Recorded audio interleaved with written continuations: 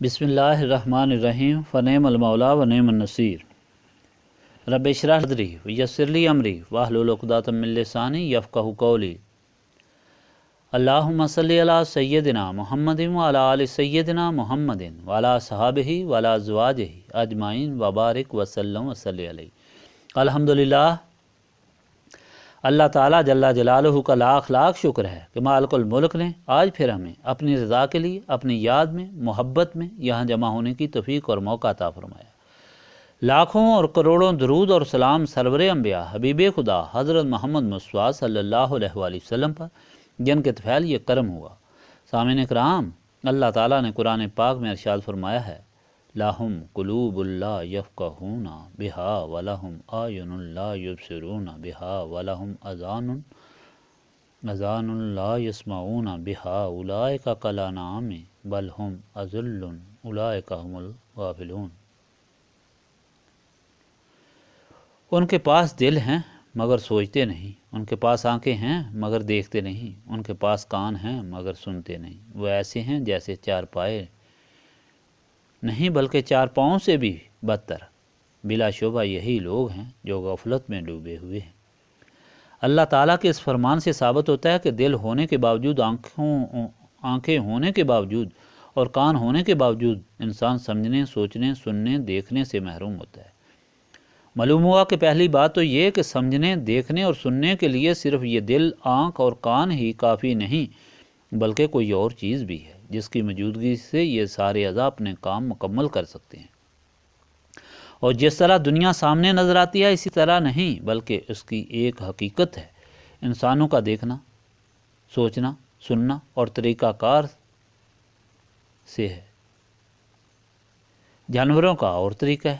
جو لوگ اس اصلی چیز سے محروم ہوتے ہیں ان کا دیکھنا، سمجھنا، سننا انسانوں کا سا نہیں بلکہ جانوروں کا سا ہوتا ہے۔ اس لیے انسانیت کا تقاضا ہے کہ انسان اس چیز کو حاصل کرے جو جانوروں سے ممتاز کر دے۔ وہ چیز کیا ہے؟ وہ اللہ تعالیٰ کا نور ہے،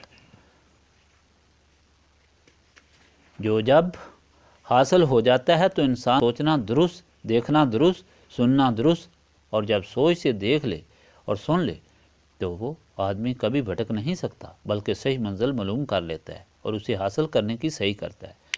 جیسے اعمال صالح کہا جاتا ہے، جن کی بدولت انسان خدا کی رضا حاصل کرتا ہے اور قبر کے غضب سے بچتا ہے، ورنہ اس نور سے محروم ہونے کی وجہ سے نہ منزل کا پتہ چلتا ہے اور نہ انجام کا۔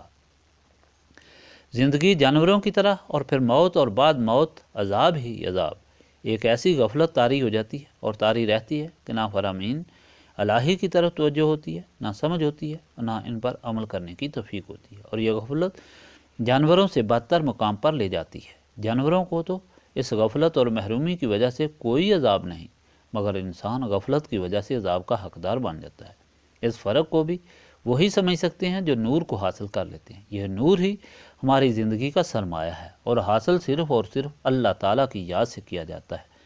جب تک وہ نور حاصل نہ ہو اس یاد الہی کی اہمیت سمجھ میں نہیں آ سکتی، نہ ہی لطف و سرور و کیف حاصل ہوتا ہے۔ مگر جب وہ نور اس کی یاد کی بدولت حاصل ہو جاتا ہے تو پھر انسان سمجھتا ہے، یقین کرتا ہے کہ دنیا و معافیہ سب سے بہتر یہی چیز ہے، اور اس کے لیے وہ ہر قربانی کے لیے تیار ہو جاتا ہے۔ اس محفل کی غرض و غائے یہی ہے کہ یہاں جمع ہو کر خلوص دل سے یاد الہی کی جائے تاکہ خدا کا وہ نور ہمارے قلوب، ہماری آنکھوں، ہمارے کانوں کو منور کر دے اور ان کو صحیح زندگی بخش کر اس قابل بنا دے کہ خدا کے فرامین کو سمجھ سکیں، اللہ تعالیٰ کی راہ پر چلنے کی اہمیت اور عظمت کو سمجھ سکیں، اور اس طرح خدا کی صحیح مخلوق بن کر اشرف المخلوقات میں شامل ہوں، اور پھر دنیا اور آخرت کے غموں سے نجات حاصل کریں اور دونوں جہانوں کی خوشیاں حاصل کریں۔ اس لیے یہ ضروری بات ہے کہ جب بھی اس اہم کام کا وقت ہو تو خواہ کتنا ہی ضروری کام پیش آ جائے اسے قربان کر دینا چاہیے، کیونکہ اس سے زیادہ ضروری اور کوئی چیز نہیں، وہ صرف شیطان اور نفس اور دھوکہ ہوتا ہے۔ اس دولت عظمیٰ سے محروم کرنے کے لیے خدا کا شکر ہے کہ خدا نے آپ کو توفیق دی اور ہر ہفتہ آپ اس نعمت کو حاصل کرتے ہیں۔ ہم اس پر اللہ تعالیٰ کا جتنا بھی شکر کریں کم ہے۔ اب شروع کریں۔ بسم اللہ الرحمن الرحیم۔